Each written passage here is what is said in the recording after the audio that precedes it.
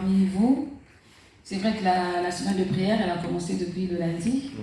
Et je n'ai pas pu être avec les autres les jours précédents, mais par la grâce de Dieu, demain et vendredi, en tout cas, on sera ensemble. Et je vous invite vraiment à venir nous rejoindre aussi le vendredi à l'église L'Enfant de Rocher. Ça fera plaisir de voir des personnes qu'on n'a pas l'habitude de voir. Et c'est ce que la parole de Dieu nous recommande, de manifester la communion fraternelle. Et c'est vrai qu'on n'a pas souvent l'occasion de le faire pour diverses raisons. Chacun est un peu dans son coin, dans ses programmes. Et c'est dommage parce qu'on a plein de choses à faire ensemble en fait. Et il serait peut-être temps qu'on se réveille par rapport à ça. Alors je veux dire merci au pasteur Timothée de m'avoir invité à prendre la parole ici. Pour moi, c'est même un témoignage. Est-ce que je me rappelle à l'époque où c'était le pasteur Pierre. Eh bien, je venais ici, pas dans cette salle, mais dans l'autre salle, pour faire la danse inter-église. Ça date, hein? Ouais. Ça date, et à cette époque, je ne pensais pas du tout que j'allais être un pasteur. Alors là, je ne pensais qu'à la danse. Mais Dieu, il a ses voies, il a ses plans, et j'ai appris beaucoup de choses pendant ces moments.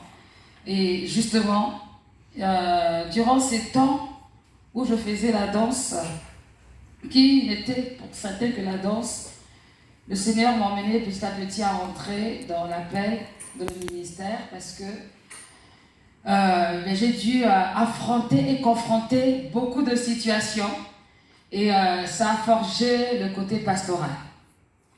Il fallait être patiente, il fallait accepter tout le monde, et quand je dis accepter, c'est-à-dire qu'on sache danser ou pas, il fallait être prêt à faire des kilomètres pour venir pour 2 personnes. Il fallait accepter les critiques. Il fallait accepter les rejets. Et il fallait obéir à la voix du Seigneur. Et je pense qu'en gros, ça résume un peu ce que c'est que se préparer au ministère. Et j'étais quelqu'un qui était plutôt réservé dans le sens où je n'aimais pas trop me mettre en public, mais la danse m'a obligée, m'a poussée à me mettre en public et à prendre autorité en tant que chrétienne, née de nouveau, et à manifester la présence de Dieu. Ça n'a pas été facile, mais aujourd'hui je bénis le Seigneur parce que ici dans la ville de Bordeaux, plusieurs églises dansent. Amen. Et ça, c'est vraiment la grâce de Dieu. Amen. Dieu l'a permis, il y a eu beaucoup de combats, mais Dieu a permis que ça continue à se passer et ça se passera encore. La Bible déclare que l'heure est déjà venue où les vrais adorateurs, où Dieu recherche les vrais adorateurs, ceux qui adorent le Père en esprit et en vérité. Et être en esprit et en vérité, ce n'est pas quelque chose d'acquis, ce n'est pas quelque chose de facile, parce qu'il y a beaucoup d'obstacles en face et c'est important de rester concentré, de garder l'objectif.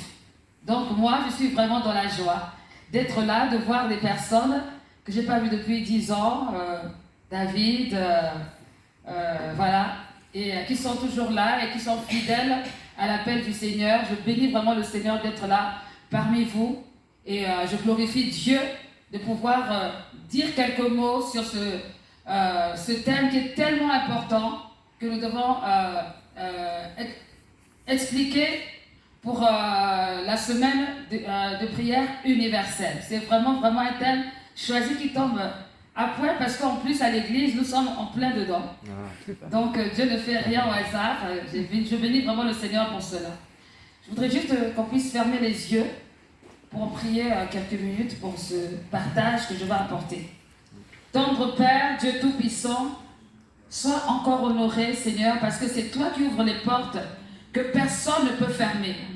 Seigneur, alors que nous sommes ici ensemble, je prie, Seigneur Dieu de gloire, que ton amour et ta présence continuent à se déverser ici en ce lieu. Seigneur, que ta présence continue à nous animer et que, Seigneur, tu ouvres notre intelligence spirituelle pour comprendre tout ce qui va être dit ce soir, pour que, Seigneur Dieu de gloire, nous puissions avancer dans le service que tu nous as demandé de faire auprès de tous ceux auxquels, Seigneur Dieu de gloire, tu te soucies.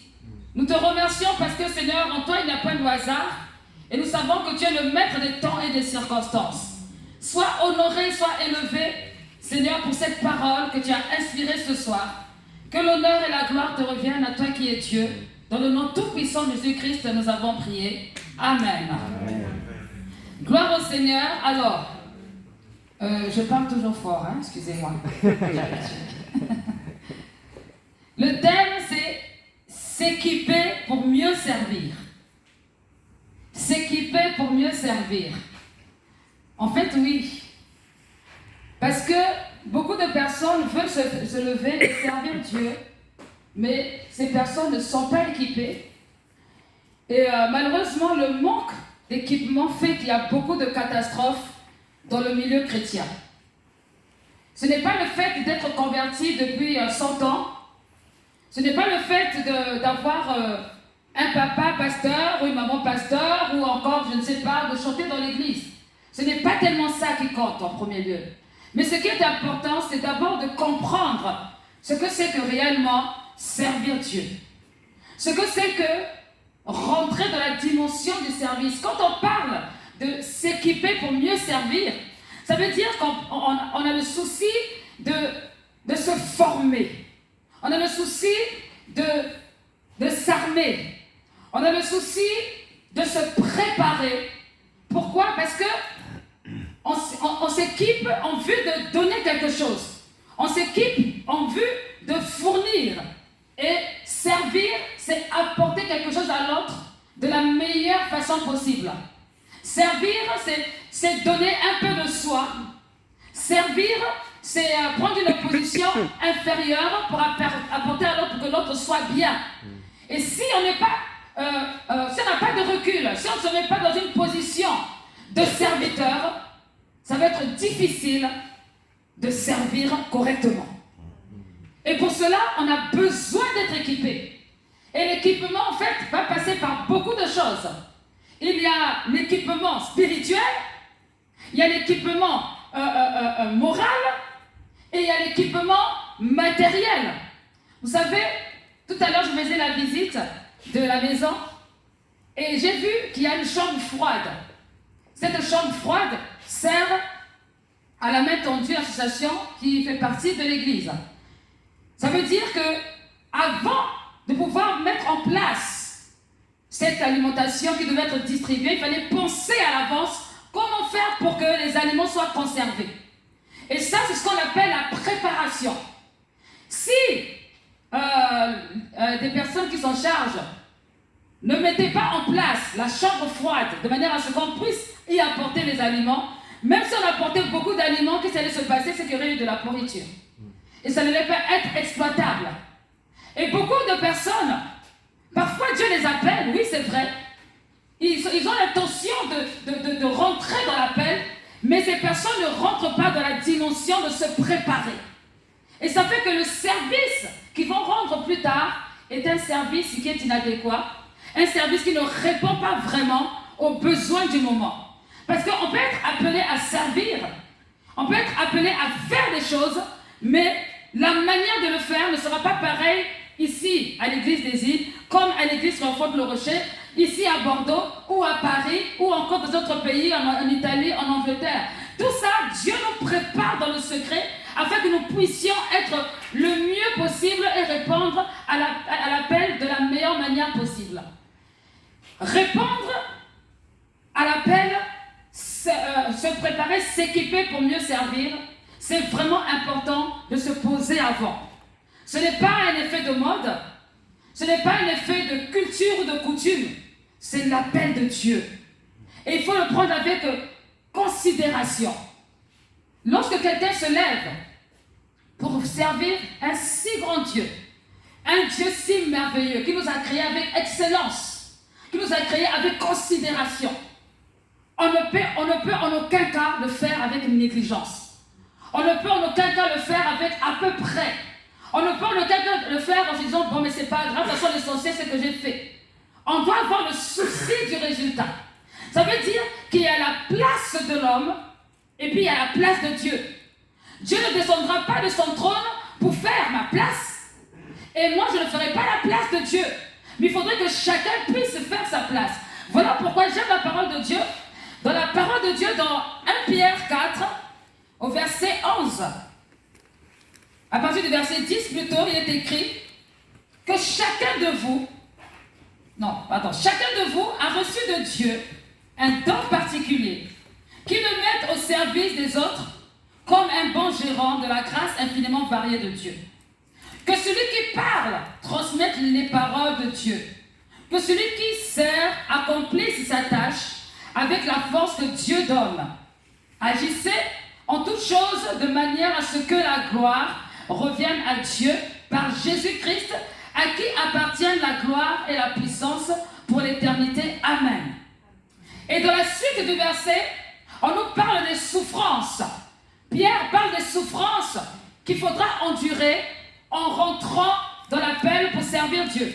Alors, si on ne s'est pas équipé, si on ne s'est pas armé, les souffrances peuvent être un motif pour abandonner le service. Amen. Les souffrances peuvent être un motif pour faire le service avec négligence. Les souffrances peuvent être un motif pour se dire, mais Dieu n'est pas avec moi. Amen. Alors que Pierre, il a prévenu à l'église, il leur a dit, non, il y aura des souffrances. Ça ne sera pas facile. Mais réjouissez-vous. Réjouissez-vous, c'est pour la bonne cause.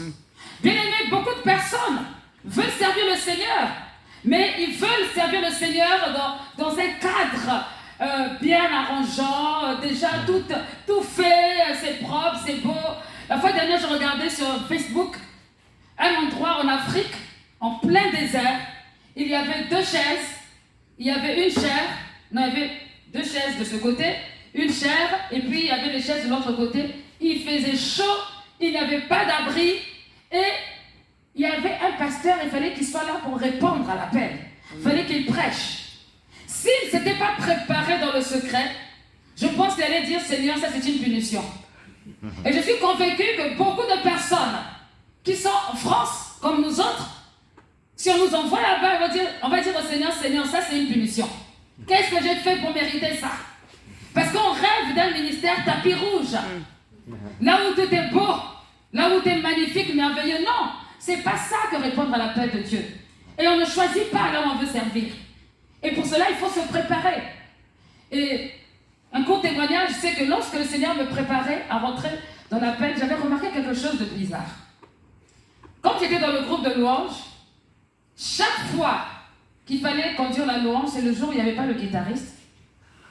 C'est le jour où il n'y avait pas le piano. Donc j'étais obligée de...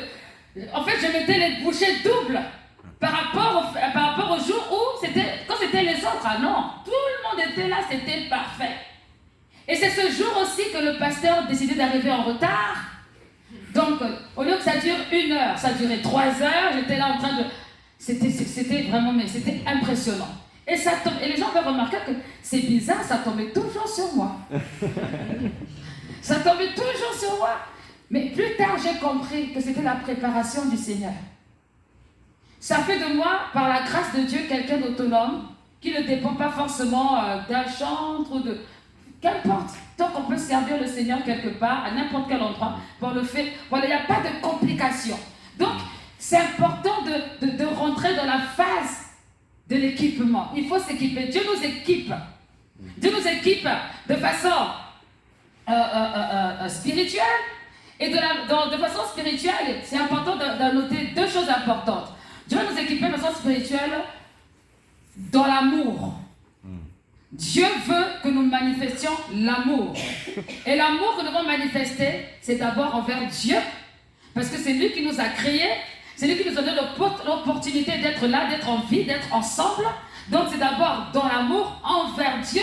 Et c'est parce que nous avons l'amour envers Dieu que nous sommes reconnaissants et que nous faisons tout pour sa gloire. 1 Corinthiens 10, verset 31, nous faisons tout pour sa gloire, que ensuite nous allons aussi aimer notre prochain. Donc relation verticale, relation horizontale et relation transversale. Parce que j'aime Dieu, parce que j'aime le prochain, alors nous nous aimons, alors le service va devenir quelque chose, non de pénible, mais quelque chose d'agréable. Amen. Quelque chose de bon. quelque chose de juste selon Dieu, quelque chose de passionné selon Dieu, quelque chose de merveilleux selon Dieu. Parce qu'il y a la dimension de l'amour. Et quand on aime, on est prêt à supporter beaucoup de choses. Amen. Quand on aime, on est prêt à faire beaucoup de sacrifices. Quand on aime, on est prêt à oublier les obstacles. Il y a la tempête, il fait trop chaud, il fait 40 degrés. Tout ça, on ne regarde pas. Non, j'ai mon bébé. Tout ça, on ne regarde plus. Pourquoi? Parce que l'amour est là. On sait que Dieu s'attend à nous, on s'attend à Dieu. Et le fait qu'on soit équipé par l'amour, ça motive et ça donne envie d'aller jusqu'au bout de ce que Dieu recommande de faire.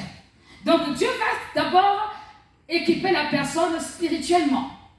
L'amour, la patience, la passion, la détermination, l'autorité. Ah oui, l'autorité. Parce que quand on se lève, il faut savoir que non seulement il y en a un dont on va pas citer le nom, n'est pas content, mais aussi des gens qui ne sont pas contents. Ah oui, surtout de nos jours. Vous allez remarquer que nous sommes dans un siècle, dans une période où de plus en plus les gens n'aiment pas entendre parler de Dieu. Je ne sais pas pour vous. En tout cas, nous, alors, moi, je l'ai remarqué. Les gens sont allergiques au mot Dieu. Ils veulent ce que Dieu donne, mais ils ne veulent pas entendre parler de Dieu. Amen. Pour différentes raisons. Il n'y a pas de condamnation, mais c'est ce que l'apôtre Paul avait dit. Il avait dit à Timothée que dans les derniers temps, c'est ce qui se passera, l'amour d'un grand nombre se refroidira. Beaucoup de personnes seront irréligieux. Les gens ne voudront plus entendre parler de Dieu. Alors, si nous qui sommes à cette époque, nous ne prenons pas autorité pour imposer le règne de Dieu, ben, c'est bon, on peut fermer l'église. On peut fermer l'église. Donc, Dieu va équiper spirituellement dans différents domaines, différentes vertus. Si vous lisez aussi dans le livre de Pierre 1, là aussi on parle de différentes vertus qui nous permettent vraiment de pouvoir persévérer dans la parole de Dieu, dans l'appel de Dieu. Et là, on peut se lever et y aller. Spirituellement, il nous équipe. Mais Dieu va faire en sorte que nous soyons aussi équipés moralement. Parce qu'il n'y a rien de pire que d'avoir un pasteur déprimé. Non, vraiment. Un pasteur qui fait la tête tout le temps, c'est pas rigolo. Je prends l'exemple de pasteur parce que je parle d'être équipé en tant que pasteur, par exemple. Un pasteur qui fait la tête tous les jours, quand on arrive dans la salle, vraiment, franchement, non. Quand on vient de la maison de Dieu, la joie du Seigneur est notre force. Amen. Amen. Amen, amen. Amen. La joie du Seigneur est notre force. Donc, quand on arrive à l'église, quand on arrive triste, on repart, on est content. Ça, je veux dire, c'est même pas une proposition, c'est une obligation. Sinon, c'est pas la peine de venir à l'église. Si on arrive à l'église triste, on repart à l'église triste, ça sert à rien. Et la première personne qui doit montrer l'exemple, c'est le berger. Amen. Ça ne veut pas dire qu'il n'a pas de problème, mais il doit montrer l'exemple. Ça ne veut pas dire qu'il va inhiber sa tristesse, mais il doit quand même montrer l'exemple. Moi, j'aime pas trop des personnes qui arrivent. Bon, on va encore louer le Seigneur. Il n'y a rien de plus déprimant. Donc, à faire, c'est même pas la peine de se mettre devant les autres. Parce qu'en fait, si chacun devait dévoiler les problèmes qu'il traverse chez soi, je pense que ça va être compliqué. Quand on vient pour se réjouir. Dans la maison de Dieu, celui qui arrive, il a envie, on ne sait pas ce qu'il a vécu comme semaine, donc il doit trouver quelqu'un de... Voilà, donc il va nous équiper, le Seigneur nous équipe moralement. On tient ferme. On a la joie dans le cœur. Et le cœur s'exprime. La Bible déclare que c'est de l'abondance du cœur que la bouche parle. Donc on va s'exprimer, on va exprimer notre cœur, on va exprimer notre joie, on va exprimer ce qui est en nous pour que celui qui est en face de moi reçoive et qu'il soit rempli aussi de la joie, de l'amour de Dieu et qu'il reparte déborder, le ramener vers d'autres personnes qui aussi sont tristes. C'est ça l'église. Amen. Et si je suis chantre, je ne vais pas faire une tête bizarre en tant que chantre. C'est pas spirituel de faire une tête bizarre parce qu'on est chantre. Quand on est là, quand on est devant, remarquez même les hommes politiques, mais regardez, ils nous enseignent. Quand ils viennent, ils ont un aspect solennel. Ils veulent faire passer un message. Et nous, quel message on veut faire passer? Alors, si on n'a pas été équipé moralement et qu'on rentre pour servir Dieu en étant aigri, ça va être compliqué. Ça va vraiment être compliqué. Et pour terminer, troisième équipement matériel. Dieu nous équipe de façon matérielle. Je ne pense pas que tous les aliments qui ont été achetés pour faire la distribution, ça a été fait avec les Rabasanta. Je ne pense pas. Je ne pense pas. Il a fallu qu'il y ait un plan, un programme, un moyen pour pouvoir soutenir, pour pouvoir mettre en place ce programme qui va aider des personnes qui en ont besoin. Et donc, quand Dieu nous donne un projet, quelque chose à faire, Dieu nous équipe aussi financièrement, matériellement. Il nous prépare. Il fait en sorte qu'on puisse avoir une bonne gestion, de manière à ce que quand le temps sera venu, qu'on puisse pourvoir, parce qu'il est d'abord lui-même le pourvoyeur, et ensuite, il nous donne, on gère, et on peut enfin aller le faire. Pourquoi Dieu doit nous équiper financièrement? Parce que si on ne peut pas soutenir les autres églises, on ne peut pas soutenir on peut pas faire le social dans l'église, on peut pas soutenir les missionnaires, on ne peut pas soutenir, je ne sais pas, on ne peut rien faire. Donc, n'ayons pas peur de parler de l'argent. L'argent, c'est important. Ah ben oui, l'argent, c'est important. Il faut de l'argent pour pouvoir acheter tout ce qui est acheté, subvenir aux besoins des autres. Donc Dieu va aussi équiper et Dieu va permettre qu'il y ait des bons gestionnaires, des bons trésoriers, des bonnes trésorières. En fait, chacun va trouver sa place par rapport au service qu'il doit rendre au sein de la maison de Dieu. Alors moi, j'ai vraiment aimé ce thème. S'équiper pour mieux servir, parce qu'on a besoin de s'équiper. Il faut qu'on l'accepte. On a besoin de s'équiper pour être efficace. Quand on est équipé, on est efficace dans son travail et rien ne peut nous stopper. Nous avons le succès au bout par la grâce de Dieu. Que Dieu nous bénisse. Amen.